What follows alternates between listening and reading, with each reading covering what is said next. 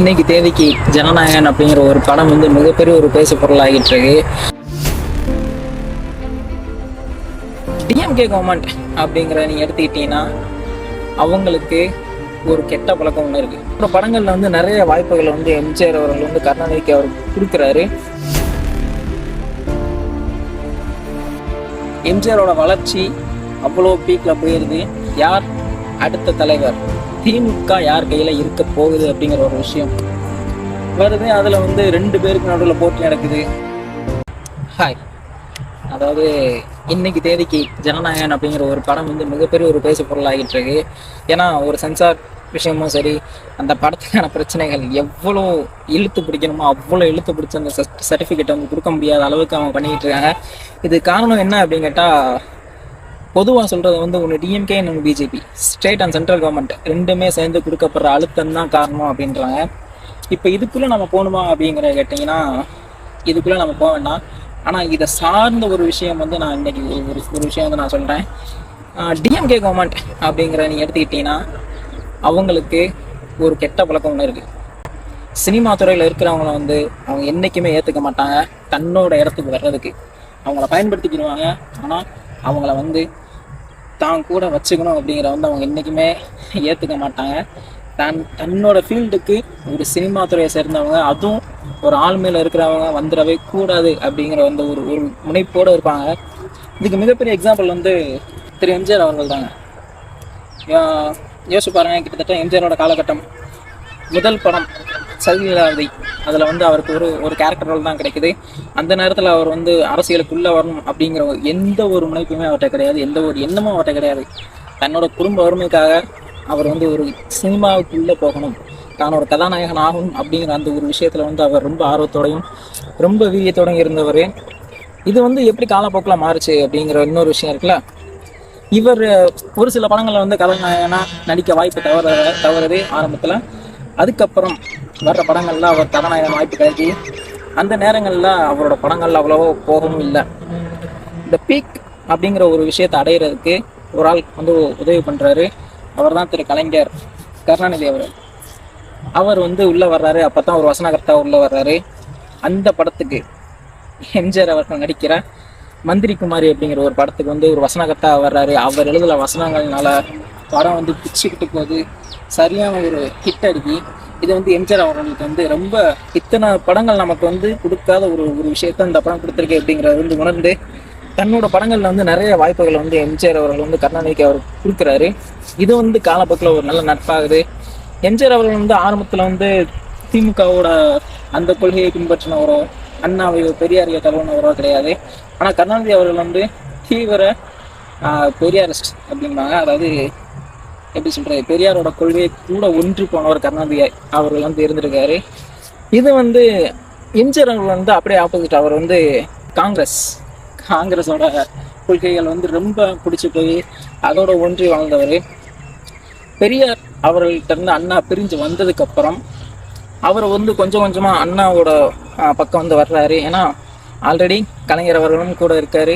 இவங்க ரெண்டு பேரும் சேர்ந்தா அந்த ஒரு விஷயம் ஏதோ ஒரு பிக்கப் ஆகும் அப்படிங்கிற ஒரு இதில் அண்ணாவோட சேர்ந்து வர்றாரு. திமுகவில் பயணிக்கிறாரு. பல படங்கள் மூலியமாகவும் அவர் வந்து பல கருத்துக்களை வந்து சொல்கிறாரு. திமுகவுக்கு வந்து ஒரு அம்பாசிடராகவே மாறிட்டாரு அப்படின்னு வச்சுக்கோங்களேன். இது வந்து காலப்போக்கில் என்னது அப்படின்னா, எம்ஜிஆரோட வளர்ச்சி அவ்வளோ பீக்கில் போயிடுது. அண்ணா அவர்களுக்கு வந்து திடீர்னு ஒரு உடம்பு சரியில்லை, அதாவது கேன்சரால் பாதிக்கப்படுறாரு. அவர் வந்து அமெரிக்காவில் போய் ட்ரீட்மெண்ட் எடுத்துட்டு திரும்ப நாடு திரும்பி கொஞ்ச நாள் தான் உயிரோட இருக்காரு. இறந்ததுக்கு அப்புறம் என்ன நடக்குது அப்படின்னா, யார் அடுத்த தலைவர், திமுக யார் கையில் இருக்க போகுது அப்படிங்கிற ஒரு விஷயம் வருது. அதில் வந்து ரெண்டு பேருக்கு நடுவில் போட்டி நடக்குது. அதில் கருணாநிதி அவர்கள் வந்து பெரும்பான்மையினோட தலைமை ஏற்கிறாரு. அவர் பின்னாடி தான் எம்ஜிஆர் நிற்காரு. இதுக்கப்புறம் என்ன நடக்குது அப்படிங்கிறதான் கேள்வி. இதுவரை நல்லா போய்கிட்டு இருந்தா ஒரு ஃப்ரெண்ட்ஷிப் ஆனது இதுக்கப்புறம் பிரியுது. அண்ணா இருக்கும்போதே அவருக்கு வந்து செல்வாக்கு வந்து எம்ஜிஆர் அவர்களுக்கு வந்து அவ்வளோ அதிகம். அந்த இது எப்படி ஒரு திரை கவர்ச்சியை வச்சு இவர் வந்து அவ்வளோ செல்வாக்கு. நம்ம பல மேடைகளில் பேசுகிறோம், நமக்கு இல்லாத ஒரு கவர்ச்சி இருக்குதே அப்படின்னு தோணியிருக்கலாம். என்னன்னு எனக்கு தெரியல. அந்த ஒரு ஈர்ப்பு வந்து எம்ஜிஆர் அவர்கள் மேலே வந்து அதிகமாக இருந்திருக்கு. இது வந்து நிறைய அண்ணாவை தவிர மற்ற யாருக்கும் இது வந்து அவ்வளோவா ஏற்றுக்கொள்ள முடியாத ஒரு விஷயமா இருக்குது அப்படின்றாங்க. இதன் அடிப்படையில் எலெக்ஷனில் நிற்கிறாரு, குண்டடிப்படுது, குண்டடிப்பட்ட அந்த அனுதாபத்திலே ஜெயிச்சிடுறாரு எம்ஜிஆர். எம்ஜிஆர் ஜெயிச்சதும் அவர் வந்து ஒரு பதவி கேட்குறாரு மினிஸ்ட்ரியில். என்ன பதவி அப்படின்னா சுகாதாரத்துறை அமைச்சர். இந்த பதவி வந்து கலைஞர் அவர்கள்கிட்ட வந்து எம்ஜிஆர் அவர்கள் கேட்குறாரு, இதை வந்து தர முடியாது, ஒன்று அமைச்சர் பதவியா இல்லை நடிகர் அப்படிங்கிற ஒரு அந்தஸ்தா, அது இல்லைனா இது அப்படிங்கிற ஒரு பேச்சு வரும்போது எம்ஜிஆர் அவர்களால் வந்து அதை ஏற்றுக்க முடியல. அவர் வந்து ஒரு மனஸ்தாபத்தினால கட்சியிலேருந்து நீக்கப்படுறார். நீக்கப்பட்ட அடுத்த கணமே அவர் வந்து அண்ணா திராவிட முன்னேற்ற கழகம் அப்படிங்கிற ஒரு கட்சியை ஆரம்பிக்கிறார். ஆரம்பித்து இன்னைக்கு தேதி வர அது மிகப்பெரிய ஒரு கட்சியாக இருக்குது. இன்றைக்கி திமுக மிகப்பெரிய கட்சியாக இருக்குது. இன்னைக்கு தமிழ்நாட்டில் இதுதான் நிலைமை. இதைத்தான் நான் இது எதுக்கு நான் சொல்ல வந்தேன் அப்படின்னா, திமுகவுக்கு திரைத்துறையில் இருக்கிறவங்கள சுத்தமாக பிடிக்காது. ஏன்னா நம்ம அவ்வளோ தூரம் கஷ்டப்படுறோம், அவங்க ஈஸியாக ஃபேமஸ் ஆகிட்டு போயிடுறாங்க அப்படிங்கிறது தான். இன்னொன்று, ஈஸியாக அந்த ஃபேமை வச்சே நம்ம இடத்த பிடிச்சிருவாங்களோ அப்படிங்கிற அந்த ஒரு எண்ணம் வந்து அவங்களுக்கு இருக்கும் எப்போவுமே. ஏன்னா கலைஞர் அவர்கள் வந்து ரொம்ப முயற்சி பண்ணார், அவரோட மகனான முத்த எப்படியாச்சும் ஒரு நடிகர் ஆக்கிடணும் அப்படின்னு. அது முடியலை. அதுக்கப்புறம் இப்போ மாண்புமிகு முதலமைச்சர் அவர் வந்து ஒரு படத்தில் நடித்தார், அதுவும் அப்படியே ஸ்டாப் ஆயிடுச்சு. அப்படியே டெபுட்டி சிஎம் பக்கம் வந்தால் அவர் நடித்தார், ஓரளவுக்கு வந்தார். கட்சியின் நிலை காரணமாக அவர் வந்து கட்சிக்குள் கொண்டு வரப்பட்டார். இப்பொழுது இளவல் இன்பநிதி அவர்கள் வந்து வந்திருக்காரு. ஐயா அப்படின்னு அவர்கள் வந்து அன்பால் அழைக்கப்படுவார் பிற்காலத்தில் கண்டிப்பாக. பார்ப்போம். இதை தான் வந்து அவ்வளோ சூப்பராக கம்பேர் பண்ணுறாங்க.